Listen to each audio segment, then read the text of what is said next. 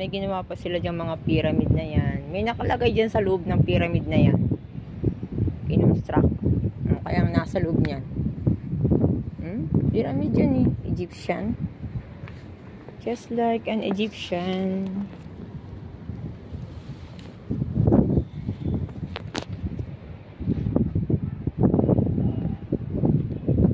Wow, meron pang ganito.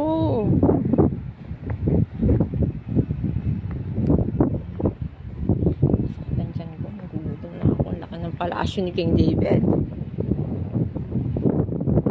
The first wall from the time of the Hasmonean in the Second Temple period, 1st century BCE. Ottoman minaret known as Tower of David, built in 1635. The Tower of David Citadel looking west. Nasaan dyan? Number 1. Yung pala yun. Yung torre na yun. Yun pala ang torre ni King David. Bakit Islam na ang nasa dulo? Pinalitan nilang design. Yun yung tower ni King David. Yung number 4 is Watchtower, Crusader, and Mamluk. Yun. Hindi ko pa inakita. Akitin ko yan. Pupuntahan ko yung tower ni King David. Yun ang hinahanap ko. Mamluk Tower. Yung 5, may itim na ako. Byzantine. Yung palang Byzantine. Yun yung bilog na yun. Byzantine. Byzantine period 4th and 5th century.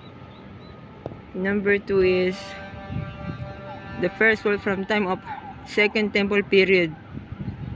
Ano yun? Yun, yung mga basag-basag na yun. Yan. Yung mga basag-basag na yan.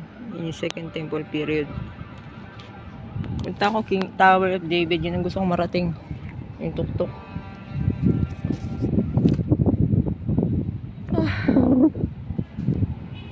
Maganda pumunta ito. Maagang maaga.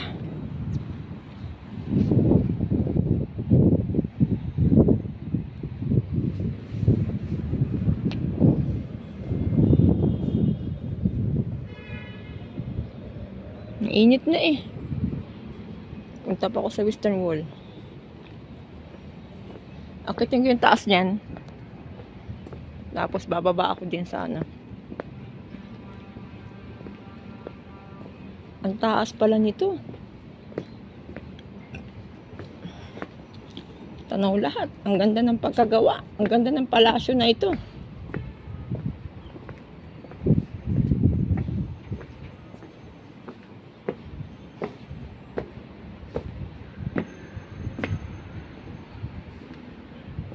Oh, may museum na naman.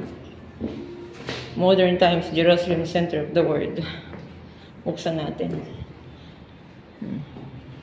Manonood tayo ng video. Wow! Mag-isa naman ako dito.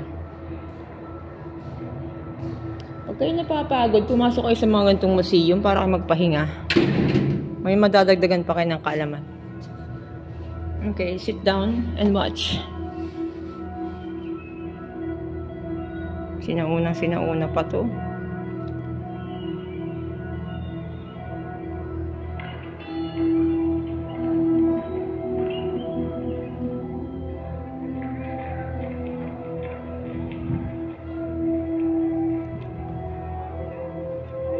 Panahon pa yun ng digmaan eh.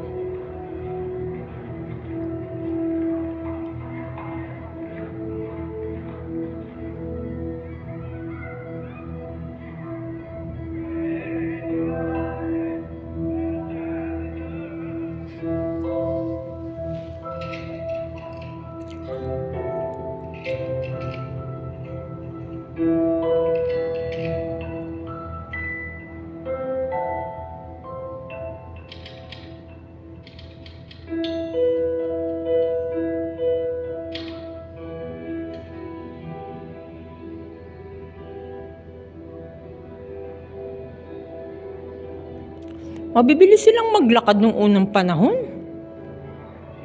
O pinas forward na yan. Pero ang bilis maglakad nila eh. Nakapass forward.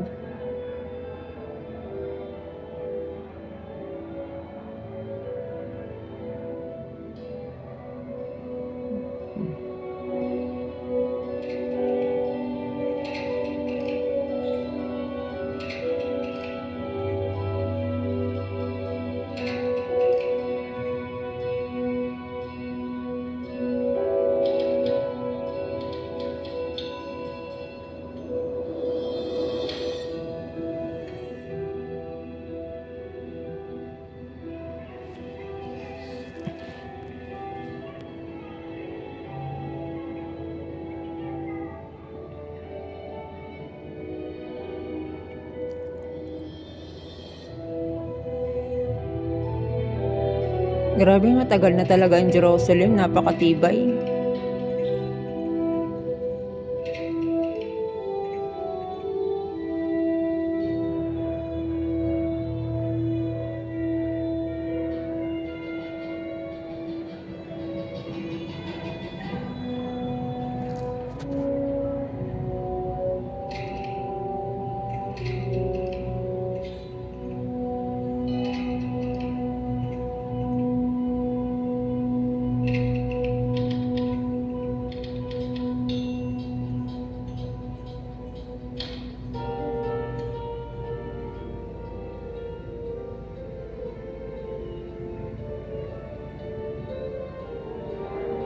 Hindi mo naman papel nun na yun.